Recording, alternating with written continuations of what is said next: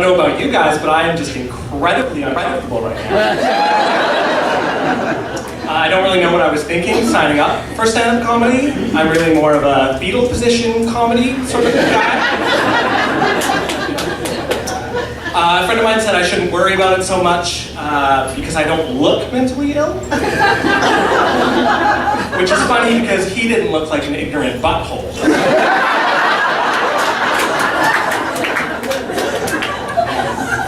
So I realized that the only reason I can pass every once in a while in public as a functional human being is because after a good 10 years of hard work in therapy and psychiatry, I finally learned how to scream on the inside.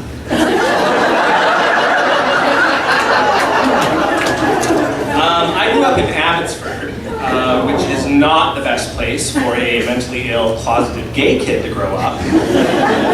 Or anyone else, really, who's not a straight, white, male, Pentecostal dairy farmer.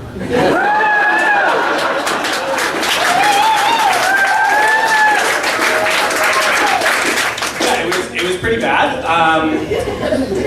There wasn't a single out gay person in my high school, as far as I know, in the entire history of my high school, let alone while I was there. It just wasn't safe. I mean, one kid came out as vegan once. The jocks actually hung him up from the flagpole by his underpants and spray painted "Commie Faggot" on his car.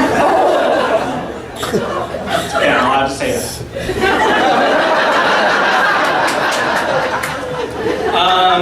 City council back then wouldn't actually allow people to throw a gay pride parade in the city. So instead people organized a protest march across the highway from town, which was really just a bunch of people running full tilt down a country road, dodging eggs, and having scripture yelled at them. Thankfully, Abbotsford has gotten a lot better since I was a kid. They have an Arby's now.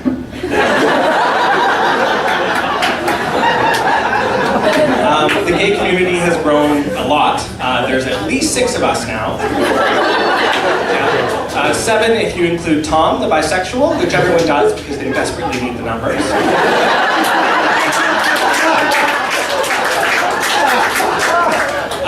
City Council now finally allows people to have a gay pride parade in the city.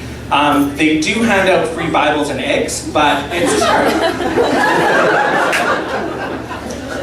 unfortunately, there's still so many people out there rushing into closets that Narnia has decided to build a wall and make them pay for it.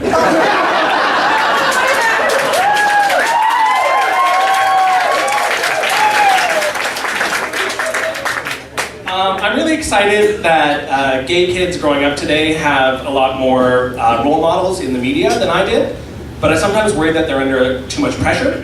I mean, it feels like every character on TV who's gay is beautiful with a six-pack and a beautiful partner and a whole gaggle of wonderful adopted foreign children. I just feel like it's a lot of pressure. I mean, I feel like I had it easier when I was a kid, and all I had to worry about living up to was finding a loveless marriage to a woman and then getting beaten to death by rednecks.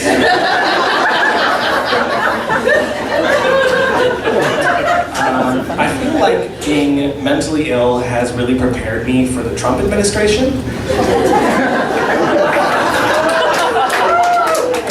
A lot of people in my life were kind of worried about me. They thought that the uncertainty and the stress of it all might make me sick, but I've been dealing with existential dread on a daily basis since I was 6. I'm a professional. If anything, I'm handling it better than most of them are. I actually feel less crazy now because when I lay awake at night, feeling like the world's gonna end, it actually kind of makes sense.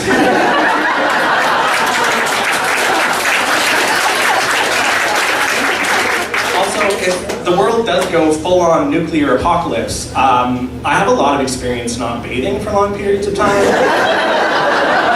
avoiding going outside, and surviving off cold cans of SpaghettiOs. I don't trust people who have six-packs. That's not really a joke, I just want to...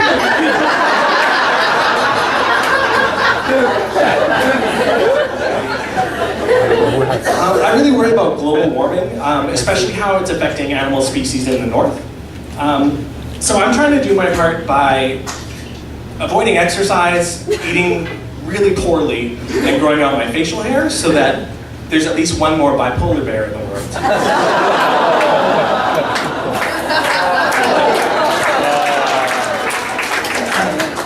I have 2 dogs. They're very important to me. I feel like as a mentally ill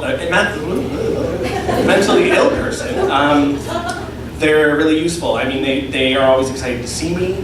They never judge me. I can talk to them without feeling awkward. And when they start talking back, I know I need to up my meds.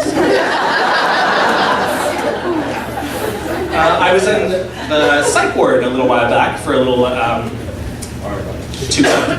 And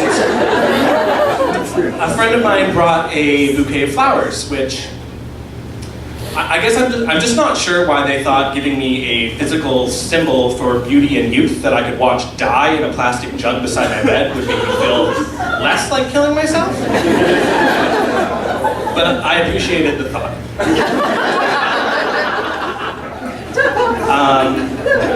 I've been really trying to work on my social anxiety lately, like get out and make new friends, so I joined a Dungeons and Dragons group. Because nothing says well-adjusted adult.